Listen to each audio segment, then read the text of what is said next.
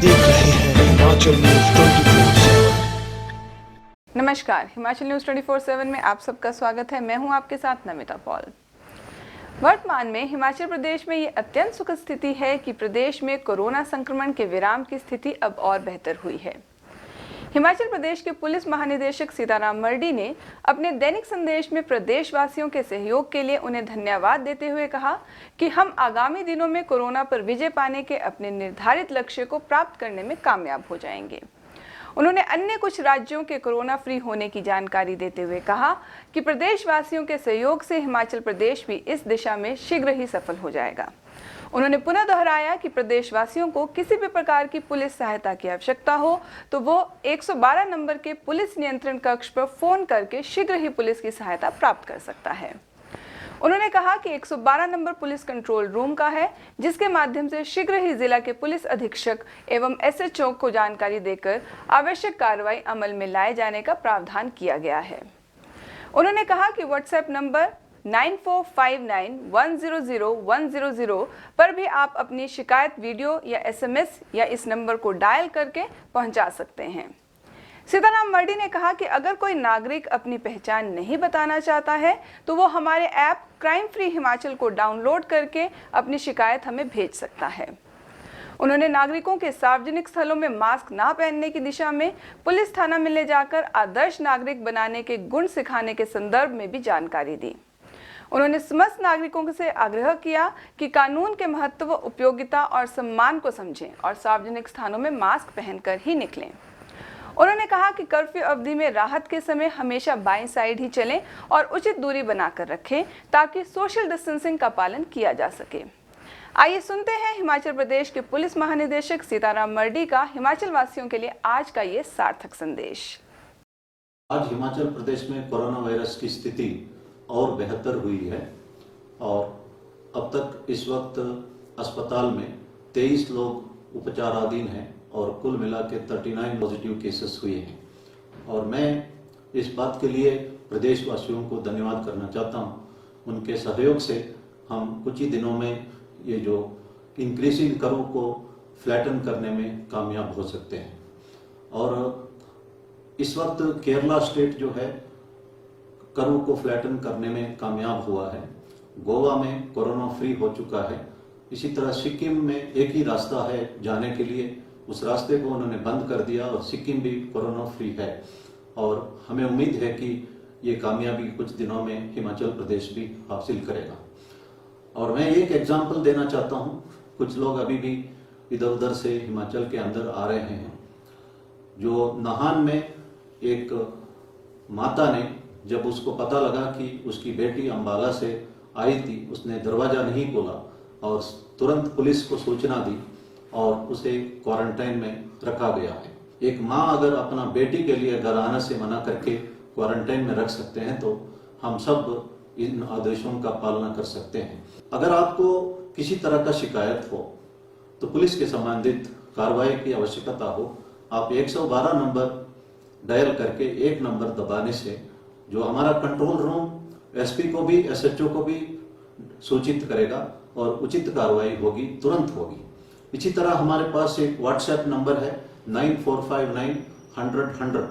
इस नंबर पे आप डायल भी कर सकते हैं, इस नंबर पे SMS भेज सकते हैं। साथ में इसी नंबर पर आप जो व्हाट्सएप मैसेज और वीडियो भी भेज सकते हैं, इस पर भी तुरंत कार्रवाई होगी। अगर आप अपना आइडेंटिटी नहीं बताना चाहते हैं, हमारा एक ऐप है क्राइम फ्री हिमाचल, इसको आप डाउनलोड कर सकते हैं और इसमें अपना आइडेंटिटी बताए बिना आप कोई भी विषय पुलिस को सूचित कर सकते हैं। और पब्लिक प्लेसेस में मास्क पहनना अनिवार्य है और एक असेसमेंट के मुताबिक जो मास्क पहनते हैं पब्लिक प्लेसेस में, इससे वायरस कम्युनिटी स्प्रेडिंग होने का चांस सिर्फ 1.5% है। इसका मतलब 98.5% जो कम्युनिटी स्प्रेडिंग को मास्क पहन के हम रोक सकते हैं। अभी भी मैंने देखा है कि कुछ लोग नहीं पहनते हैं, इनको पुलिस थाना ले जाया जाएगा और एक आदर्श नागरिक बनने के बारे में पूर्ण रूप से सिखाया जाएगा। और मैं उम्मीद करता हूं कि सभी लोग इन बातों को, कानून को समझे और पब्लिक प्लेसेस में सही ढंग से मास्क पहने। और सड़क पे चलते वक्त भी कर्फ्यू रिलैक्सेशन आवर्स में लेफ्ट साइड से ही चले और चलते वक्त एक दूसरे के बीच में 1.5 मीटर से 2 मीटर का डिस्टेंस बनाए रखें। इससे भी हमें सोशल डिस्टेंसिंग बनाए रखने में मदद मिलेगी। भारत सरकार NIC जो एक सर्वे कंडक्ट कर रहे हैं उसमें 1921 नंबर से आपको कॉल आएगा और आप उस पे कोरोना वायरस के बारे में जो सवाल पूछा जाएगा उस पे जरूर जवाब दे दीजिए। और ये ऑफिशियल प्रोग्राम है, सर्वे है और भारत सरकार ने नेशनल इंफॉर्मेटिक्स सेंटर को ये काम सौंपा है।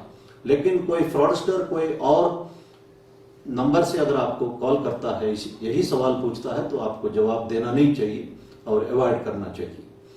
और सोशल मीडिया में अभी भी किसी तरह का प्रोवोकेटिव मैसेजेस लोग भेजते रहते हैं और फेसबुक में अगर भेजते हैं तो एक ऑप्शन है रिपोर्ट अब्यूज। इस ऑप्शन को इस्तेमाल करिए। अगर सभी लोग अब्यूज को रिपोर्ट करते हैं तो फेसबुक भी इस पर कार्रवाई कर सकती है। और ऑफिशियल साइट पर ही जाइए। हेल्थ एंड फैमिली वेलफेयर का साइट है, ICMR का साइट है, एम्स का साइट है या WHO का साइट है या CDC का साइट है। इससे आपको ऑफिशियल इंफॉर्मेशन मिलता है और आपको डरने की जरूरत नहीं पड़ेगी। और सोशल मीडिया या न्यूज चैनल्स को बहुत ज्यादा देखना भी आपके मन में एक फियर साइकोसिस क्रिएट कर सकता है। और रमजान थोड़ा ही दिन में शुरू होने वाला है और हमारे मुस्लिम बंधुओं इन दिनों में जो फास्टिंग रखते हैं, सूर्योदय से शुरू होते सूर्यास्त तक, प्रॉफेट मोहम्मद ने सिर्फ 2 खजूर और खा के 1 गिलास पानी पी के फास्टिंग किया था। इस दौरान जो गरीबों को मदद करते हैं और इस दौरान जो लोगों को खाना भी खिलाते हैं और कुरान का भी पाठ करते हैं। और प्रॉफेट मोहम्मद ने कहा है कि 2.5% ऑफ टोटल वेल्थ इस रमजान के दौरान डोनेट करना चाहिए चैरिटी के तौर पर, जो गरीबों के लिए और खाना खिलाने के लिए। और साथ में मेरा अनुरोध है कि प्राइम मिनिस्टर केयर या CM कोविड फंड में भी इस दौरान आप डोनेट कर सकते हैं। और फास्टिंग जो है ये सर्व धर्म में कहा गया है और हिंदू लोग जो है एकादशी में फास्टिंग करते हैं और शिवरात्रि या जन्माष्टमी या नवरात्रों में भी करते हैं।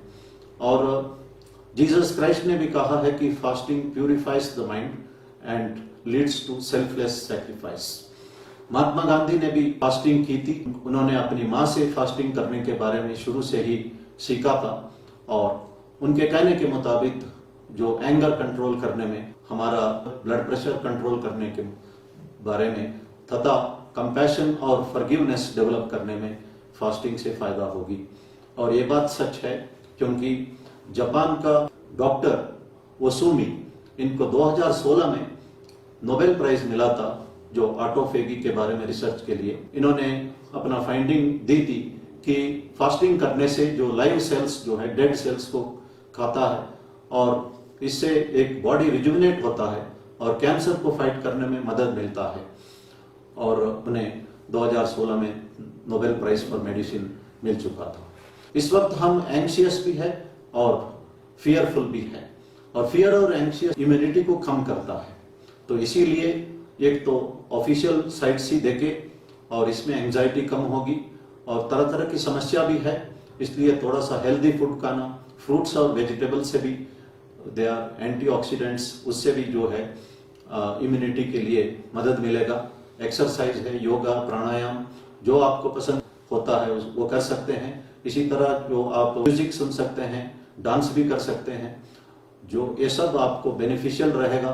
और जो कॉफी, टी रिपीटेडली लेना, सिगरेट स्मोक करना या शराब पीना जो है ये स्ट्रेस रिलीवर नहीं है, ये finally they are all stress enhancers है। इसलिए इन सब चीजों को अवॉइड करना चाहिए और घबराना नहीं चाहिए। थोड़ी सी डर जरूरी है क्योंकि इसी से हम सरकार का आदेशों का पालना कर सकते हैं। ज्यादा डरना नहीं चाहिए, भगवान पर भरोसा रखना चाहिए। और भगवान का भरोसा ही मैंने पहले ही कहा था कि ये एक पेन किलर का काम करेगा। एक बात मैं कहना चाहता हूँ, हिमाचल प्रदेश में हम कामयाब इस वक्त जरूर होते जा रहे हैं लेकिन इसमें कॉम्प्लेसेंट नहीं होना चाहिए।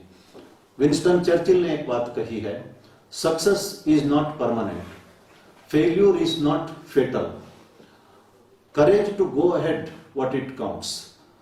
उन्होंने ये कहा है कि कामयाबी जो है ये परमानेंट नहीं है। अभी भी देश भर में वायरस स्प्रेड हो रहा है और जैसे कहते हैं कि अभी तो अंगड़ाई है, आगे बहुत लड़ाई है। अगर हमारा थोड़ा बहुत फेल्यूर भी हुआ है, वो कोई फेटल नहीं साबित हुआ, हम उसको कंटेन करने में कामयाब रहे हैं।